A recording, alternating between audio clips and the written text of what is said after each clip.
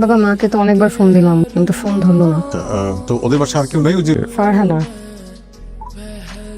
আর কি চাও তুমি? ফাহাদ ভাইকে তো আমাদের কাছ থেকে নিয়ে গেছো, এখন বাড়ির দলিলটাও সাইন করে নিছো।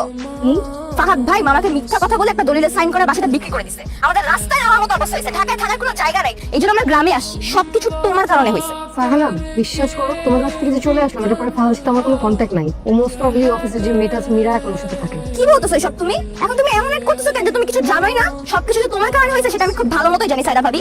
Farhana believe me, trust me, Fahad কোথায় আছে কি করে আমার কোনো আইডিয়া নেই, আমি কিছুই জানি না। কি হচ্ছে রে? বাবা ফাহাদ বলে ওর বাবার বাড়িটা বিক্রি করে দিয়েছে। বাড়ি বিক্রি করে দিয়েছে? ফাহাদ ভাই মামাকে মিথ্যা কথা বলে একটা দলিলে সাইন করে বাসাটা বিক্রি করে দিছে। আপনার কাকে কাছে দিয়ে ঠিক আছে এসে কিনা ওই দেবেন না ঠিক আছে।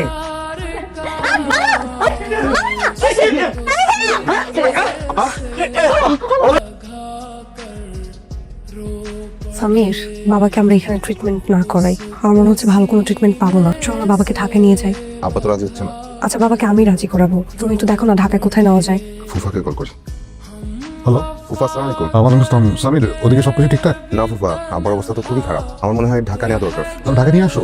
আব্বা তো রাজি হচ্ছে না। যেমনি হয় তুমি রাজিটা করো, ঠিক আছে? আমি দিকে সবকিছু অ্যারেঞ্জ করছি, দেরি করো না। জি ফুফা। আসসালামু আলাইকুম। ফুফা ব্যবস্থা করছে।